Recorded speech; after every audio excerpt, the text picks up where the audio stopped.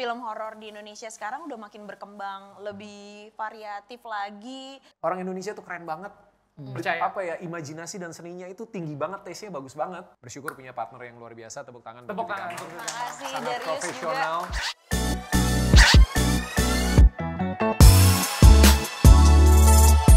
Selamat datang kembali di Kapan Lagi Show.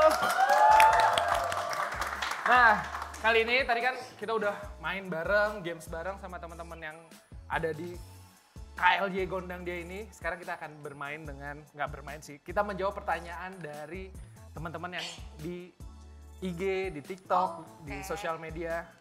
Kali ini ada pertanyaan dari @sulitastam39. Sorry nih agak susah nih namanya ya kan. Ini pertanyaan untuk Titi dan Darius. Sekarang ini banyak film horor namun yang benar-benar bagus hanya 30%. Wow, keren banget pakai data. Selebihnya alur ceritanya nggak jelas. Bagaimana nih Kak Titi dan Kak Darius menanggapi hal ini? Silakan dari Titi dulu. Aku kalau bisa dibilang sebenarnya nggak jelas bagi Sulita ini bagi dia atau gimana, karena kan kadang itu relatif ya penilaian masing-masing orang. Kalau menurut aku sih film horor di Indonesia sekarang udah makin berkembang, lebih variatif lagi, lebih bagus dengan pondasi cerita yang kuat. Begitu juga dengan film Getih Ireng ini, pondasi drama dan ceritanya tuh juga sangat kuat, didukung dengan threadnya Zero Point yang memang udah punya apa ya, udah punya orang yang suka tuh udah banyak gitu. Oke. Jadi menurut aku sih ini menjadi sebuah film yang patut ditunggu karena kita buatnya juga dengan semaksimal mungkin, dengan sinematografi terbaik, visual terbaik, drama terbaik, dan hantunya yang sangat mengerikan gitu. Kalau Darius? Dengan Ya, aku mungkin coba untuk relate ya. Selain karena selera, mungkin memang harus disadari bahwa industri film Indonesia itu kan masih berkembang terus. Yap. Tapi mungkin bisa dibilang 10 tahun terakhir, satu dekade terakhir, kualitasnya semakin bagus dan ada benchmark baru Yap. untuk kita mungkin bisa bilang bahwa ini adalah film yang Kualitasnya. berkualitas dan Iya. layak untuk menjadi sebuah tontonan yang menghibur, karena nonton film itu nggak gratis, harus bayar kan, Iya. gitu. Dan bikin film itu mahal udah pasti gitu. Tapi aku pikir sekarang para sineas, filmmaker semuanya berlomba-lomba untuk bisa menghadirkan karya yang itu akan ikut menjadi bagian hidupnya dia seumur hidup loh. Ya. Bikin film, entah sutradaranya, entah penulis ceritanya, entah pemainnya gitu, tapi itu akan melekat. Dan nggak ada orang yang mau melekat pada sesuatu yang nggak Bikin baik yang, sebetulnya gitu ya. Gitu. Tapi balik lagi, kita masing-masing punya tanggung jawab untuk screening apa yang jadi tontonan buat kita dan sesuai sama selera kita juga. Tapi kalau kita ngomongin spesifik film horor, salah satu PH yang aku bisa rekomen selalu menghadirkan film-film horor dengan kualitas yang baik dan layak untuk ditonton, itu adalah Hitmaker. Jadi, Hitmaker. Tepuk tangan untuk Hitmaker. mudah-mudahan nanti kamu mau untuk datang nonton film Getih Ireng dan juga Iya. film-film Hitmaker yang lain dan Betul. bisa puas dengan cerita dan juga suguhannya di bioskop. Oke, tepuk tangan lagi. Selanjutnya dari Sri 2705 Mulyani. Wah, bukan Bu Sri Mulyani kan? Untuk Titi Kamal. Ini untuk Titi Kamal aja nih berarti. Pengalaman yang bisa diambil dari film Getih Ireng apa aja? Wah, banyak banget pengalamannya. Ketawa sih.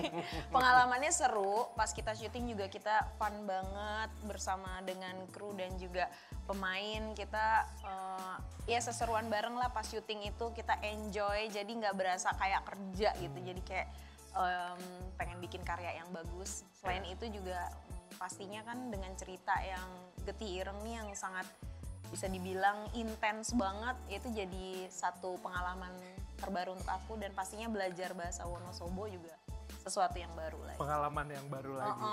Benar. Siap. Oke, terakhir dari Neng Rose aja. Ini gimana baca? Neng Rose aja apa Neng Rose aja? Rose. Oke, ini pertanyaannya untuk kalian berdua.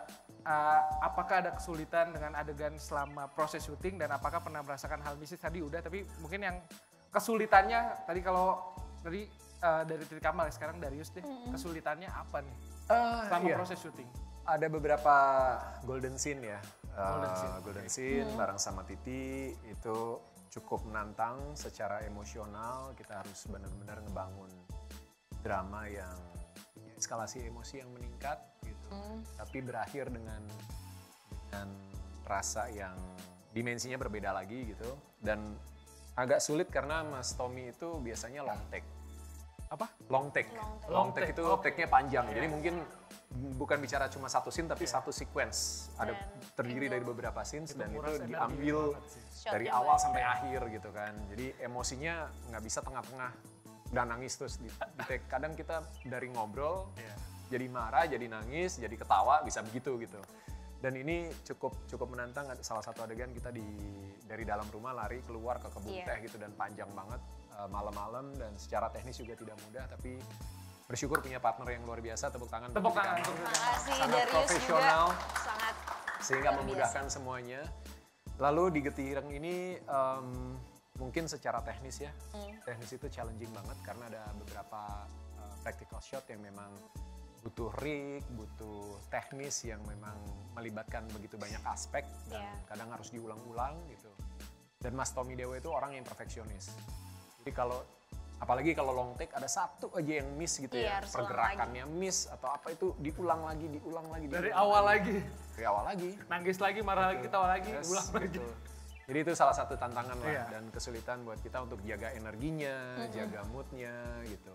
Lalu buat aku sendiri, aku mungkin ada di ending sequence itu ada fighting yang juga sebenarnya gerakannya tidak aneh-aneh tapi cukup menantang juga gitu dan butuh waktu yang panjang untuk menyelesaikan sequence itu di lokasi yang ya kalau kita syuting dingin-dinginan 85%, sisanya panas-panasan.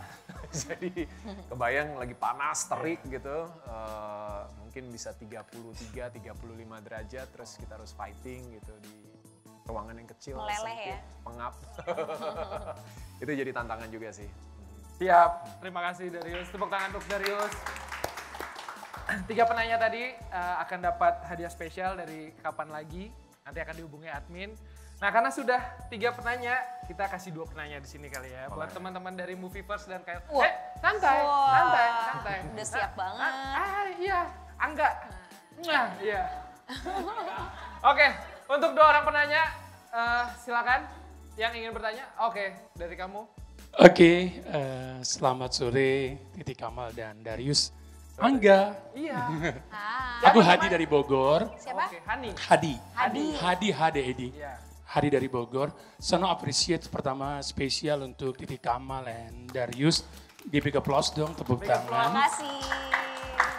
Karena kalau kita nggak ada mereka, kita nggak tahu loh perfilman Indonesia, terutama untuk yang berbau-bau horor. Dan ini adalah salah satu appreciate buat para sutradara, pemain di tahun ini menjadikan film-film Indonesia di tanah ranah Indonesia. Karena beberapa tahun kemarin kita ngeliatnya film barat. Ini hampir setiap hari di layar sinema itu film-film Indonesia. Terlepas kalau tadi pertanyaan dia nggak bermutu dan sebagainya, orang bertanya itu, kalau saya appreciate ini mengangkat ranah semua persinemaan. Mantap. Mulai dari pemain film, mulai dari sutradara, mulai dari videografer dan sebagainya. Dan itu juga banyak terlibat generasi Gen Z. Ini mengangkat rasanya bisnis, saya sangat yakin tahun ini adalah tahun keuangan buat Indonesia. Wow. Nah, Pertanyaannya saya soal spesial. Tadi Nah, Titi Kamal dan Darius ini, ya aku sih ngelihat beberapa film Anda ini sangat-sangat excited. Wow. Dan ini yang terakhir aku ngelihat sebentar lagi tayangnya salah satu film Titi Kamal di Ujung Sajadah. Nah ini juga excited. Nah ini Anda berperan nih baru juga Darius beberapa film yang kemarin. Nah saya melihat seberapa besar sih impian Anda menjadikan bahwa film-film terbaik di Indonesia ini sangat yakin menjadi ranah di Indonesia, itu satu. Yang kedua, nah gimana ini kan Anda dalam waktu dekat kemarin bermain film dengan Sajadah, kemarin ada satu film lagi, dan sebentar lagi ada satu film yang aku lihat yang sudah akan tayang lagi, yang Titi Kamal. Peranan Anda dalam waktu sedemikian cepat, apa yang Anda kuasai untuk bisa menjadi peran terbaik? Thank you Hadi. Terima kasih Hadi. Thank you Hadi. Keren banget ya? Keren. Hebat deh. Keren Hadi. Hadi oke banget. Hadi berarti dia nontonin banget, memantau karir Dia kalian. menganalisa loh. Aku sangat-sangat bahagia banget kalau misalnya ada penonton seperti Hadi yang benar-benar apresiasi kita sebagai pemain film dan juga sebagai maksudnya teman-teman kru yang lain gitu. Jadi kita jadi semakin semangat membuat perfilman Indonesia ini semakin maju lagi. Baik dari segi teknologinya, dari segi kekuatan ceritanya, dari fondasinya harus kuat gitu. Tadi pertanyaannya soal banyaknya film, ya gitu ya. Bagaimana nih buat Seberapa yakin ya, seberapa yakin film Indonesia itu akan naik dan sih. buat Titik Kamal tadi karena banyak film kan di Iya, tahun ini sekarang genrenya harus berubah-berubah. Oh, yang mana dulu nih? Kalau pertanyaan pertama sih aku jawabnya genrenya perfilman Indonesia sekarang udah beragam, dari horor, dari semuanya, dan dari ceritanya sangat-sangat variatif, terus sinias-sinias juga semakin kreatif lagi, dan kita tuh sebagai pemain film jadi semakin semangat nih gitu. Abis ini menerima skrip yang gimana lagi ya, jadi makin excited kan gitu. Dan untuk pertanyaan yang kedua, memang itu tantangan tersendiri untuk aku bisa bermain di drama juga sama di horor juga. Tapi yang pasti kenapa aku terima berarti memang ada skrip atau ada cerita yang emang menurut aku harus ada di sini nih, karena emang dari mulai pemainnya bagus, dari sutradaranya juga bagus, ceritanya juga kuat gitu. Makanya menantang, deg-degan juga, ya mudah-mudahan aja Getih Ireng bisa diterima sama masyarakat luas. Amin. Nah, tadi yang kedua adalah dengan kan banyak film tahun ini Titik Kamal main, itu bagaimana tuh menyesuaikan perannya, karena peran dari di Getih Ireng dan film-film lain kan berbeda, itu bagaimana tuh? Iya, karena emang beda banget sih. Yang satunya di sini bahasa Wonosobo, terus karakternya juga beda, Rina juga beda. Yang satunya Akila, dia seorang ibu yang anaknya jauh dari dia gitu. Ya aku banyak belajar, banyak latihan, banyak pendalaman juga gitu. Dan emang harus benar-benar beda. Mudah-mudahan aja dilihatnya nanti beda hasilnya. Tepuk tangan untuk Titik Kamal. Satu pertanyaan lagi. Ya pakai topeng, kok jadi ada setannya? Oke, kamu jadi badut setan. Itu apa ceritanya sih? Dibuka aja biar bisa ngomong. Enggak bisa kok. Oh bisa. Keren Oke, tapi oke. keren. Keren. Perkenalkan saya istrinya Jin Getih Ireng. Istrinya Jin loh. Enggak, saya Uman dari Penjaringan Jakut. Jadi mau bertanya, spill dong kejadian seru apa saat syuting yang bikin ngakak atau memorable buat Kak Darius sebagai Pram dan Kak Titik Kamal sebagai Rina. Oke, Kak Darius. Yang bikin ngakak lagi ya. Iya. iya, Dari yang horor bikin suruh ngakak. ngakak gitu. Iya. Tapi kalau boleh aku tadi jawab pertanyaannya Hadi dari Bogor ya. Tadi oke. Pertanyaan pertama itu menarik sebenarnya. Iya. Indonesia itu market yang sangat luas sebetulnya. Dan kalau kita bicara sinema, jumlah layar kita itu masih sangat sedikit. Kalau di-compare misalnya sama negara-negara Asia lain, tingkat penonton di setiap layar itu Indonesia tuh coverage-nya masih gede banget. Jadi sebenarnya ekspansinya masih bisa sangat luas, opportunity-nya masih bisa besar gitu. Walaupun sekarang secara produksi kita udah mulai cukup overload ya. Sehingga mungkin kita bisa lihat kompetisi di antara film yang rilis itu sangat-sangat tinggi. Setiap minggu, biasanya hari Kamis itu hari yang sakral. Ada 3-5 film, bahkan kadang ada 6 film yang rilis di saat bersamaan dan masih harus berkompetisi dengan film-film luar juga. Aku nggak cuma bicara Hollywood tadi, film Korea, film Thailand juga udah mulai masuk ke pasar Indonesia dan punya tempat di penonton kita juga gitu. Jadi sebenarnya marketnya sangat besar. Nah, sebelum COVID 2019 aku sempat bicara di UI, waktu itu ada diskusi tentang perfilman juga. Waktu itu kita pecah rekor 60 juta admission tiket. Jadi kita ngitungnya itu masih admission, bukan penonton, tapi tiket terjual gitu. Aku waktu itu bertanya gitu kan, bukan bertanya sih, tapi mencoba untuk melihat sampai di mana titik jenuhnya dengan jumlah layar yang perkembangannya sangat nggak bisa terlalu cepat gitu. Di mana titik jenuh perfilman kita? Kapan? Kalau grafik, kita bicara grafik itu pasti ada titik turunnya. Dan ternyata tahun depannya COVID dan akhirnya balik ke nol lagi. Tapi kabar baiknya tahun lalu 2024 itu kalau nggak salah udah sampai 70 jutaan. Nanti boleh dikoreksi ya kalau ada datanya. Di atas 64, apakah sampai 70-an aku agak lupa, tapi sudah mengalahkan rekor 2019. Jadi udah all time high lagi. Which is itu sebuah fenomena yang bagus gitu, sebuah pencapaian yang sangat bagus. Dan ini yang rasanya nyambung sama apa yang tadi aku sampaikan, filmmaker kita, studio-studio besar kita, para produser kita, para sutradara kita itu sudah semakin memiliki kesadaran untuk bikin karya yang bagus. Iya. Dengan berbagai macam genre. Justru 5 tahun terakhir mungkin, 8 tahun terakhir, genrenya semakin rame. Iya. Kita nggak cuma ngomongin drama keluarga, Iya, kita nggak animasi. cuma ngomongin Komedi film. lagi laku banget. Animasi, komedi. Bahkan ada horor komedi sekarang. Iya, gitu horor kan. komedi. Cross genrenya tuh udah semakin luas gitu. Animasi sih yang terakhir. Animasi juga kita kemarin Jumbo Jumbo. jadi rekor salah satu penonton terbanyak juga Iya. gitu. Jadi itu pencapaian yang sangat baik dan semangat itu yang harus selalu dijaga. Dan dalam semua aspek termasuk perfilman nggak bisa berdiri sendiri. Stakeholdernya pasti banyak dan harus lengkap. Nah di sini mungkin jadi pesan buat pemerintah kita harus lebih involve lagi gitu dalam industrinya supaya bisa semakin berkembang dan itu akan membuka lapangan pekerjaan yang sangat besar gitu. Impact dari perfilman itu kalau nggak salah, aku lupa data 2019 juga kalau nggak salah itu hampir berapa belas triliun gitu. Jadi sangat besar sebenarnya perputaran uang di dalam perputaran industri film ekonomi. gitu. Jadi itu sangat besar dan mungkin sekarang udah angkanya udah naik lagi ya gitu dan kebayang kalau manfaat ekonomi sebesar itu bisa menggulung dan semakin besar dan menjadi salah satu kekuatan ekonomi di Indonesia gitu karena orang Indonesia tuh keren banget. Percaya. Apa ya imajinasi dan seninya itu tinggi banget, taste-nya bagus banget gitu. Alamnya mendukung loh. Musik, film, semua teater kita juga sebenarnya bagus-bagus gitu. Iya. Cuma memang kebanyakan harus struggle berjuang sendiri ya. Tanpa ada regulasi yang membantu industrinya untuk bisa semakin berkembang. Jadi pertanyaan bagus dan mudah-mudahan makin bagus. Ya. Terima kasih ya Mas Adi ya, selalu support film Indonesia. Nah pertanyaan Dari tadi anak, dari siapa dari sih? Jakarta Utara, Iya, dari setan. nenek, neneknya kakek nih. Istrinya kakek. Ya kejadian yang seru heboh.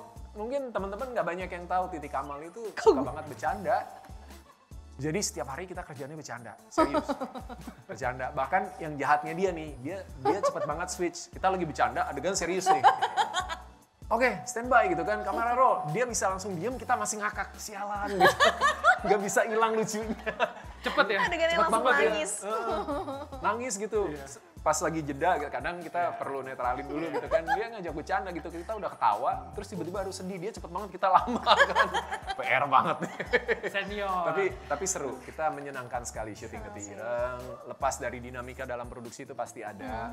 Cuma sangat menyenangkan dan senang juga terlibat satu produksi bareng Tikam yang aku ternyata juga sereceh itu. Sereceh itu. Jokes bapak-bapaknya tuh stoknya banyak banget. Saya kalah ampun. Saya kalau sama dia bercanda dibully. Terus kita juga ada satu teman kita, Cash juga yang seseru itu juga ternyata ya. Iya, benar. Jadi Seneng lah. di tengah syuting yang sampai pagi kita tetap jaga mood Iya. gitu. Tetap ngakak bareng. Tetap ngakak. Jadi kayak fun walaupun jam 3 jam 4 lagi Iya. tetap seneng. Cuma begitu take serius gitu. Tapi Fokus ketinggalan. lagi. Tapi Emang iseng. ketinggalan, dia switch-nya tuh kayak Dia udah masuk pintu duluan, kita masih duluan.